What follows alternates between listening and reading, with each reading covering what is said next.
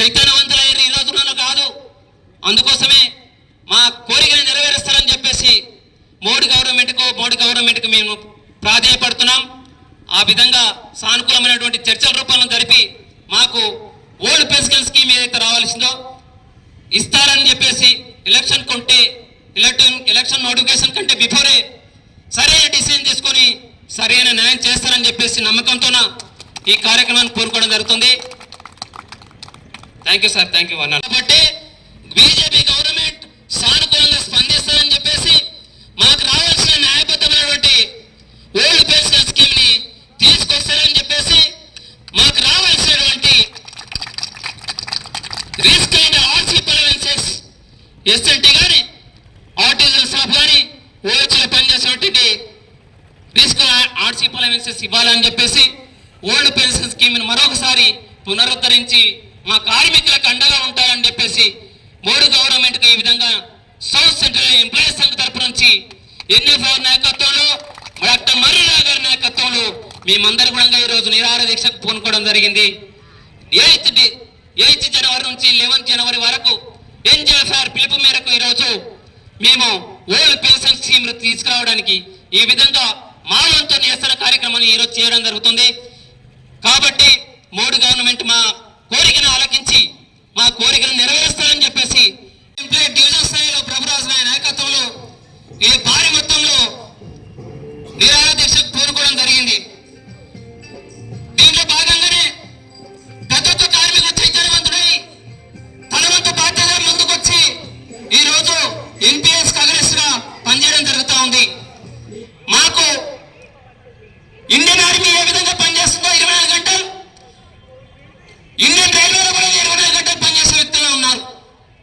Duty రోజులు లేకుండా పనిచేసే సూపర్వైజర్ ఉన్నారు.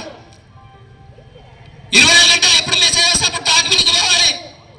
OH డిపోలో పనిచేసే, TRD డిపార్ట్మెంట్లో పనిచేసే, SNT డిపార్ట్మెంట్లో పనిచేసే డాక్యుమెంటరీ సూపర్వైజర్ కూడా రోస్టర్ పాయింట్ లేకుండా 24 పనిచేయడం జరుగుతుంది. ఇండియన్ ఆర్మీకి ఇక్కడ తక్కువ చేశారు మా కార్మికులు. న్యాయబద్ధంగా రావాల్సినటువంటి మాకు ఓల్డ్ పెన్షన్ స్కీమ్ ని ఎందుకు తీసుకురావడానికి మీకు ఇంతగా మీ అయ్యాల సొమ్ము ఏమని అడుగుతున్నామా? మేము ట్యాక్సులు కడుతున్నాం, మేము ట్యాక్స్ పేయర్. న్యాయబద్ధంగా రావాల్సినటువంటి మాకు ఈ విధానము మా మీద కాల రాసి NPS మా డబ్బులు కట్ చేసి షేరింగ్ తీసుకుపోయి షేర్ మార్కెట్లో పెడితే మేము ఎవరికి చెంచగిరి చేయాలనేది మీ ఉద్దేశం అని నేను అంటున్నాను. కాబట్టి ఈ కేంద్ర ప్రభుత్వం నిరంకుశ విధానాలు మాని మా కార్మికులకు న్యాయం రావాల్సినటువంటి ఓల్డ్ పెన్షన్ స్కీమ్ ని మనకు హక్కుగా రావాల్సినటువంటి ఓల్డ్ పెన్షన్ స్కీమ్ ని కేంద్ర గవర్నమెంట్ ఏదైతే ఉందో ఎన్డీఏ గవర్నమెంట్ 2003లో దాన్ని కాలరాసి మన కార్మికులకు న్యాయంగా రావాల్సినటువంటి ఓల్డ్ పెన్షన్ స్కీమ్ తీసుకురావడానికి ఎన్నో సంవత్సరాలుగా దాదాపు ఈ రోజుకి 20 సంవత్సరాలు ముగిసింది NPS లాగు చేసి.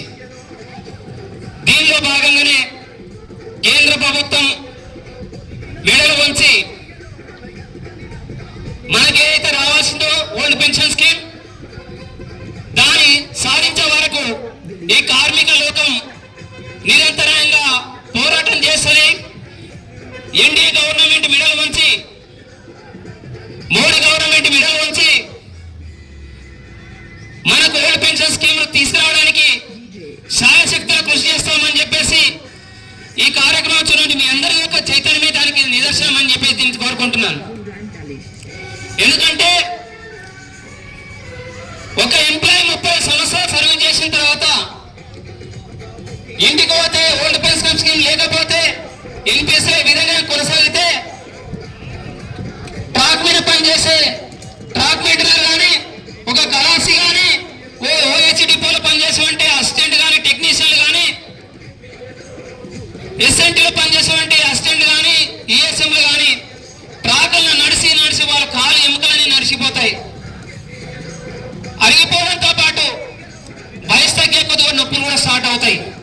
మేము హార్డ్ డ్యూటీని చేస్తాం కాబట్టి ఇండియన్ రైల్వేలో ఏదైతే ఉందో న్యాయబద్ధంగా రావాల్సింది ఇండియన్ ఆర్మీకి సాటిగా ఉన్నాం కాబట్టి, ఇండియన్ ఆర్మీకి తీసిపోలేం కాబట్టి, ఇండియన్ ఆర్మీకి ఏ మొత్తం తక్కువ కాకుండా పనిచేస్తున్నాం కాబట్టి మాకు న్యాయబద్ధంగా రావాల్సినటువంటి ఓపీఎస్ విధానాన్ని తీసుకొచ్చి మా కార్మికులు కూడా న్యాయం చెయ్యాలని చెప్పేసి ఆర్మీలో ఏ విధంగా కొనసాగుతుందో పార్లమెంట్ సభ్యులకు, శాసనసభ్యులకు, శాసన విధాన సభ్యులకు ఏ విధంగా ఓల్డ్ పెన్షన్ స్కీమ్ ఉందో